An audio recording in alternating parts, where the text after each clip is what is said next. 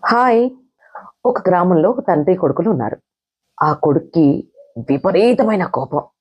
ఆ కోపంలో అసలు అతను ఏం చేస్తున్నాడో, ఎలా ప్రవర్తిస్తున్నాడో గూడా తెలుసుకోలేడు. ఆ కోపాన్ని చూసి తండ్రి ఆవేదన చెందుతున్నాడు. వీడి కోపాన్ని ఎలాగైనా తగ్గించాలి. వీడి కోపం వల్ల ఇన్ని నష్టాలు జరుగుతున్నాయి అనేది తెలియచేయాలి అనుకున్నాడు.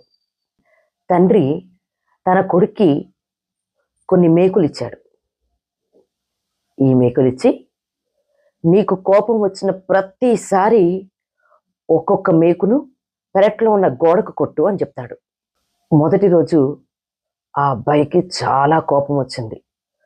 కోపం వచ్చిన ప్రతిసారి పెరట్లోకెళ్ళి ఒక్కొక్క మేకు కొట్టుకుంటూ పోయి చివరికి దాదాపు 40 మేకుల పైన కొట్టాడు. అలా కొన్ని రోజులు చేశాడు. తర్వాత కోపం వచ్చినప్పుడు పెరట్లోకెళ్ళి మేకు కొట్టాలి అనేసరికి అంత దూరం వెళ్ళలేక, మళ్ళీ మేకు కొట్టలేక, కోపాన్ని అదుపు చేసుకుంటే బెటరేమో అని ఆలోచించాడు. అలా రాను రాను కోపం తగ్గించుకున్నాడు. ఆ తర్వాత పూర్తిగా కోపం తగ్గింది. తన తండ్రికి వెళ్ళి చెప్పాడు. నాన్నా, ఈరోజు అసలు నాకు కోపమే రాలేదు అని చెప్పాడు. తండ్రి, అవునా? చాలా మంచిది. అయితే నీకు కోపం రాని రోజల్లా అక్కడ పెరట్లోకెళ్ళి ఒక్కొక్క మేకుని తీసేయ్ అని చెప్పాడు.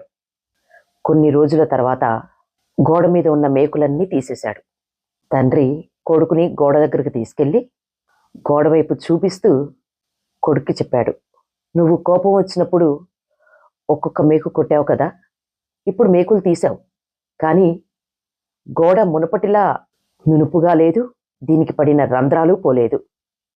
అంటే దీన్ని బట్టి నీకేమర్థమైంది? మన కోపంతో ఎవరితోనైనా కఠినంగా మాట్లాడి ఆ తర్వాత క్షమించు అని ఒక్క మాట చెబితే ఆ మాటల వల్ల కలిగిన గాయం, అంటే గోడకు కొట్టిన రంధ్రంలాగా, అది బూడిపోదు కదా. అవతల వ్యక్తి మిమ్మల్ని క్షమించొచ్చు, కానీ ఆ గాయం ఒక మాయని మచ్చలా మిగిలిపోతుంది. శరీరానికి తగిలిన దెబ్బ కంటే మనసుకు తగిలిన మాట అనే దెబ్బ చాలా కాలం వేధిస్తుంది. జీవితంలో సంబంధాలు అనేవి చాలా సున్నితమైనవి. కోపం అనేది ఒక్క క్షణం వచ్చే ఆవేశం కావచ్చు, కానీ అది జీవితకాలం ఉండే బంధాలను తెంచేయగలదు. అందుకే నోరు అదుపులో పెట్టుకోవాలి. అంటే మన బంధాలను, మన భవిష్యత్తును కాపాడుకోవటం. మరి మీకు ఈ స్టోరీ నచ్చిందా?